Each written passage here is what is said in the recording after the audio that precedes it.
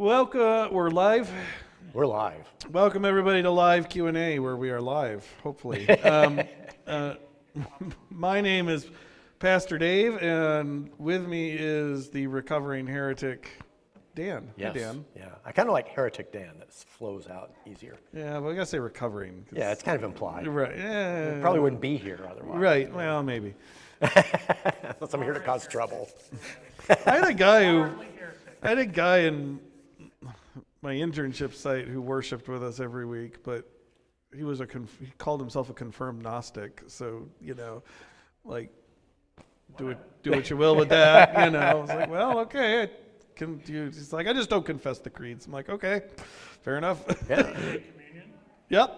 That's interesting. I think he should have come with scrolls each week. Yeah, right.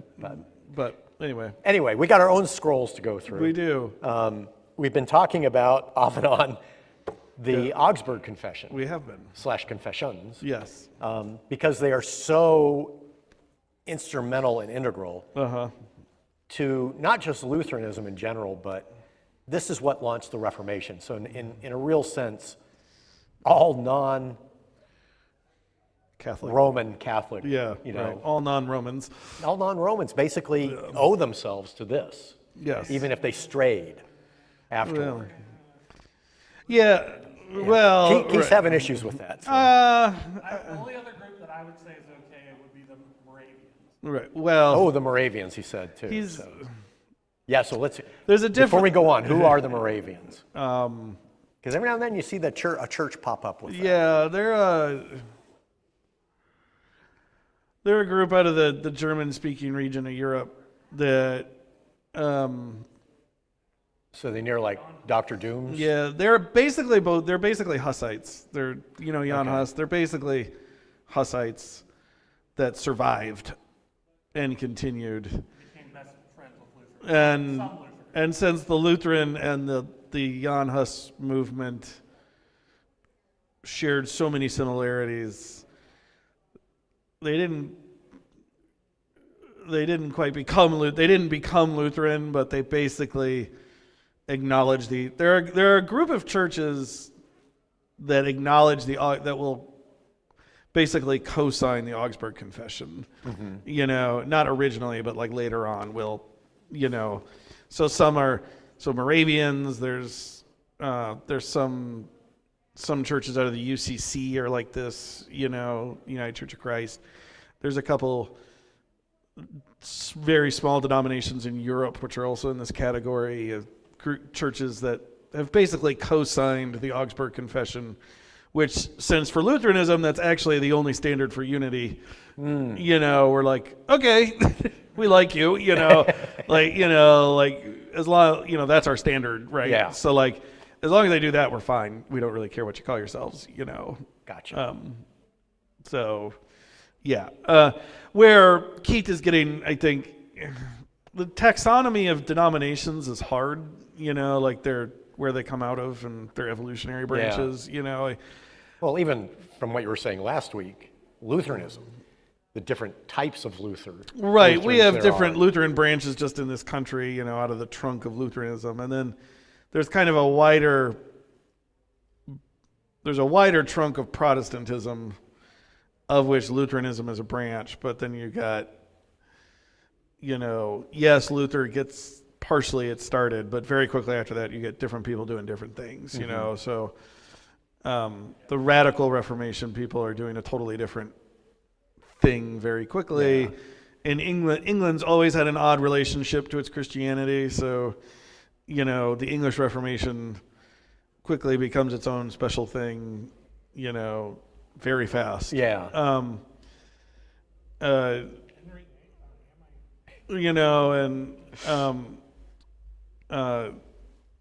And then you get a little bit later, you get Calvin, and Zwingli is in there doing his thing at the same time as Luther. So you get these. Broadly speaking, you have kind of the English Reformation, you have the German the Lutheran Reformation, you have what's called the Swiss Reformation, which is like the Zwingli Calvin Reformed branch, and then you have the Radical Reformation, which are things like the Anabaptists and things like that. Okay. But and then chronologically, Luther was at the beginning and kind of unlocked Pandora's box. Yeah, he kind of, well, right. I mean, see, here's the thing, like, getting to anything first in history is really weird. It's actually not all that impressive to be first, if you actually, because like Alexander Graham Bell was the first guy to invent the telephone, but that we only credit him because literally he and the French guy were racing to the patent office.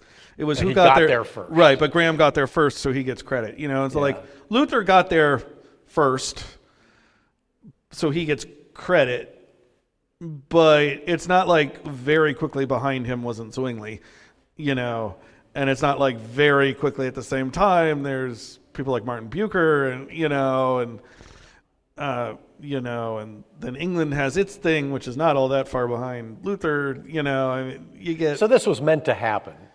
It Yeah, seems like everything was building. right. Historians hate inevitabilities, but I would say the impetus for reform was probably going to happen. It exploded because there was a particular set of people at the right place at the right time. Yeah. But I could see that exploding elsewhere quickly too. Roughly in the same time Right. period. Yeah. Kind of like dominoes, you knock one and the next one falls. Yeah, I keep saying it like dominoes. So. Yeah. I mean, there were just Separate, but they affect each other. Yeah. Right. Separate, but they affect each there other. are the unique circumstances, right? There's the unique circumstance of the Vatican wanting to build St. Peter's Basilica, so they issue out the indulgences to Germany in order to pay off the interest to the bank. But only Germany, So they're feeling particularly oppressed. Right. Well, and it again, I'm a believer I'm kind of a heretic in myself, in my history, in that I'm a believer in the great men of history plus theory, I call it. That yes, there are certain great individuals in history that affect things, but they are also subject to larger historical forces, right? So like Luther is clearly right. I mean, Luther is Luther. I don't think in the circumstances that happened, I don't think you get something without Luther and his particular combination of drive and annoyance, of the people around him. On the other hand, there's clearly also a meta level wave that's coming. Yeah. And it's just kind of like Luther just hit the wave. Yeah. There are larger historical forces from everything from the invention of the printing press to, like England being, to like proto-nationalism, right? Yeah. I mean, a lot of Not being able to get a divorce. Yeah, not being able to get a divorce, like, a lot of, again, the selling directly only to Germany was like this big thing. And so there's this proto-nationalism at work at this time. It's not quite nationalism, but it's the thing that will become nationalism, where it's like, why is our German money going to Italians? Yeah. Which like, that's kind of a new thought. And Luther had nothing to do with that. He just believed in that sentiment himself, but that sentiment was new, and had that not been there, I don't think He wouldn't have been as... I don't think it would have caught hold as much as it Yeah. did, I can see that, because, in science, there are definitely strong parallels. Relativity is a great example. Right. Einstein gets all the credit, but once Maxwell came up with his equations for electromagnetism, It was going to happen. it was obvious relativity was the next step. But on the other hand, Einstein was the guy to do it. Right, and, so he gets the credit. And he's a great man, right? Yeah. I don't think a lot of things happen without Einstein. And so I call it great men plus. It's Yeah. like there are these meta level, there are these great figures which kind of bend the arc of history occasionally. But also at the same time, there are these meta level forces that are at work that nobody has any real control over, That makes sense. That So a makes bit sense. of historiography, which has nothing to do with the Augsburg. Well, sort of. Right. Well, Steve's trying to get us back on track. Uh-huh. And he says, Thank you, Steve. the confession is something other people like, but glad they weren't the first to say it. Yeah, I mean, well, because the first people usually to say confessions get killed. I mean, near universally, these people didn't, the Augsburg Confession, but They later had to fight a war, you know. Like, I mean, anything from, you know, the Belgic Confession, which says we reject, you know, the Nazis, you know, to any other confession in history, right? The Balfour Declaration, you know, anything. Like, you know, you usually get killed for being, if you have to stand up and go, I believe this, you know, usually you're saying to somebody who's hostile. And usually that means you get along, you know, you get executed along the way. Right. Oh. Which is exactly what happened to John Huss, right? So, yeah, I mean, so it's really great if you can come along later and be like, I didn't have to say this, but I agree with it. You know? Yeah, the tech bros are kind of similar. That's the common wisdom is you do not want to be the first to invent a new app, a new No, you want to whatever. be the second. Right. Second, right. Right. You build on, let the first one make all the mistakes, and that way Right, you can and build get on charged that. with, right. So that's why Apple's always. Yeah, Keith was saying that's why Apple's actually Well, not the innovator, but always the second one to I mean, do. if you think about how wild it is, right? Like no, I'll save this for after. That has nothing to do with Okay. Anyway, yeah, that has nothing to do with religion. Yeah. Anyway, so let's get we haven't even gotten to the Augsburg Confession. No. Yet, so let's. Well, tangentially. Uh-huh. We left off on Confession 4 of how many? 28. Of 28. This may go a while. And 4 was justification by faith. Yeah. And yeah, we talked about that in Big Bang today, the middle school. Yeah. And that was one of the things that the kids had a little bit of churning with. Drew had them look at John, when John says that God so loved the earth, you know, he gave his only son. And the whole thing of you are forgiven, you know, that Christ's death did that. And one of the things that came up was the whole thing, yet there is still, in Catholicism and some others, that attitude of, no, you've done bad, so yeah, you have to do something to fix it. You're not just justified by faith. Yeah. You know, the whole concept of penance, Yeah. and indulgences. Right. There's. So how from the same core passage could we have a conflict on Confession 4, on justification by faith? We would all acknowledge.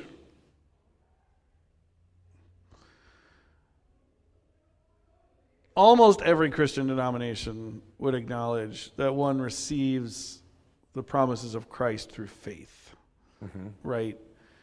That's a kind of, I don't think actually, even in Luther's day, they wouldn't have disagreed with that statement. Okay. Right. You know, the promises of Christ are received through faith. You know, the question is there an and after, or is it a period after that statement? Right. Okay. You know, so the Catholic churches at Luther's day, kind of phrasing of this would be through faith and love, or faith and charity is the technical term, right? You know, through faith and your works of love toward your neighbor. You know, you receive Christ's promises, and then they are made active through your, you know, it's kind of like when the medicine says, swallow this and then have a meal immediately afterwards. Yeah. You know, there's got to be something else that makes the medicine active. It's a two variable equation. Right, it's a two variable equation, right? Okay. And so, and so the question is it faith and, or is it faith as the Reformers, sola fide, faith alone?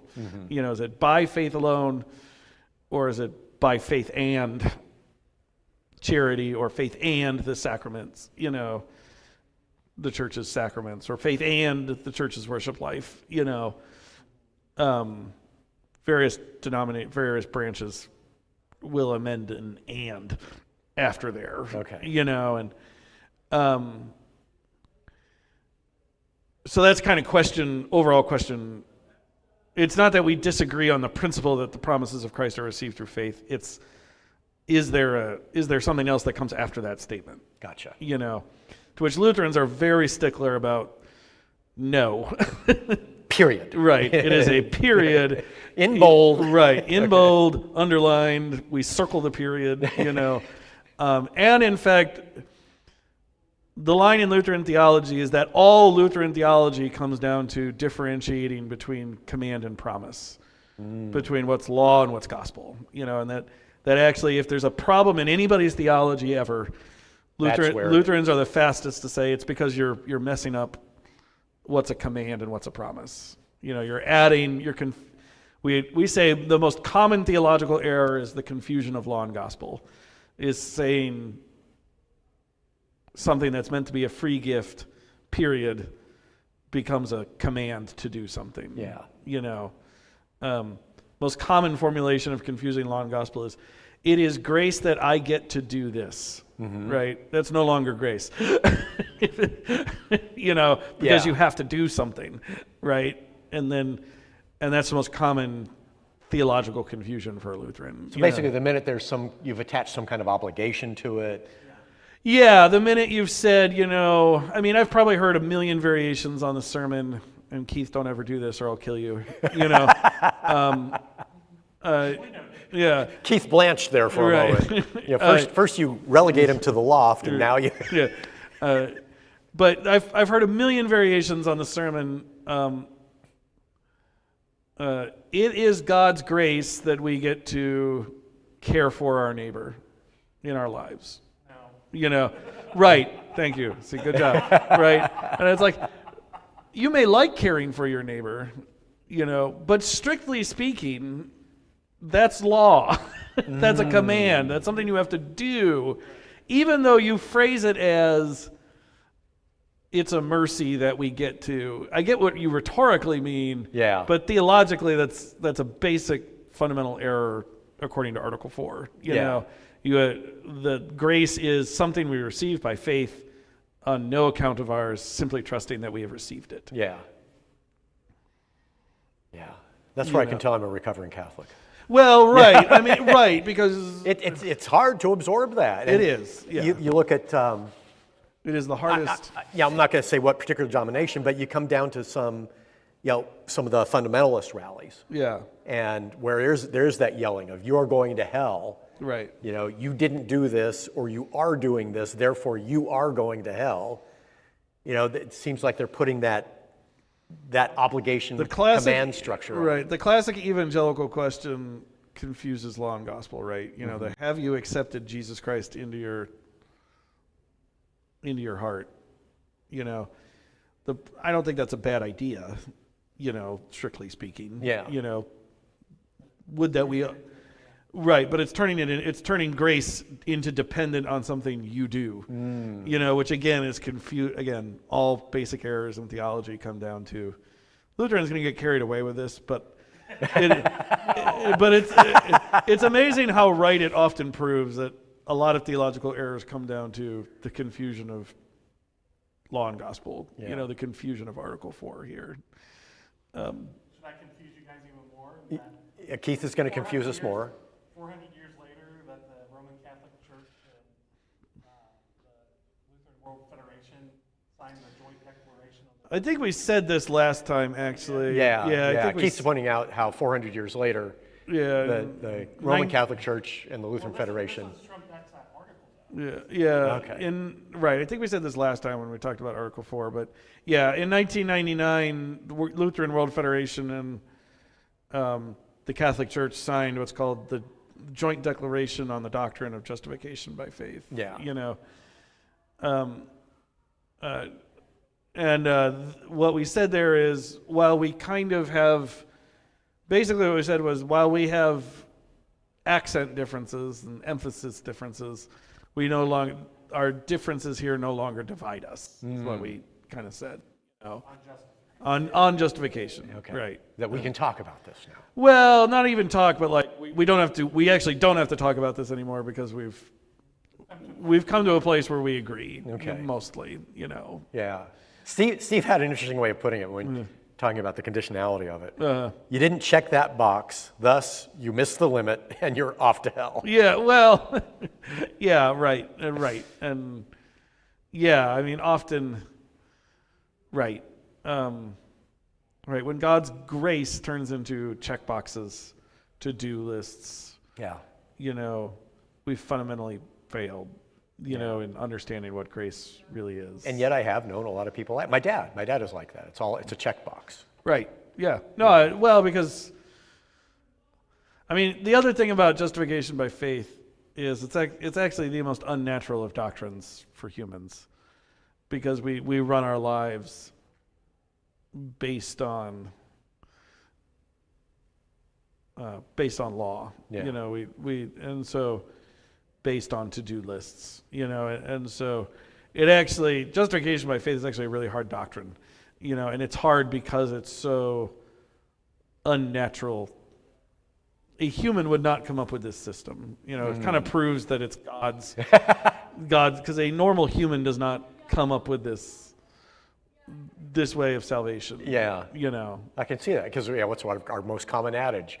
There's no such thing as a free lunch. Right. And God's not giving us a free lunch, he's giving us a free salvation, Yeah. right? And actually, and that's the most, the parable in the Gospels, right? Jesus tells the most radical parable Jesus ever tells. This one would have gotten him killed if he did nothing else. Is the parable of the vineyard workers. Yeah. Where the guys come in at 9 and at noon and at 6. And Yeah. it pays everybody the same.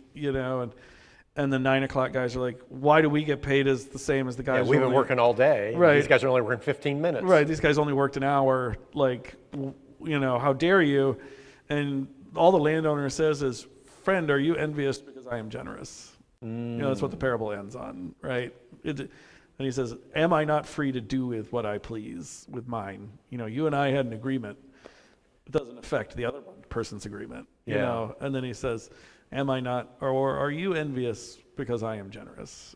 And the answer to that question is yes, we are in fact very envious that God is generous, but right, I mean, it's so, this whole justification by faith, and then the life you're supposed to live out of it is so unnatural. This is where you do have to do things comes in. Okay. There is a response to this unlimited grace that is expected, but the response comes from the fact that you get this unlimited grace and it's so unnatural to how our world works.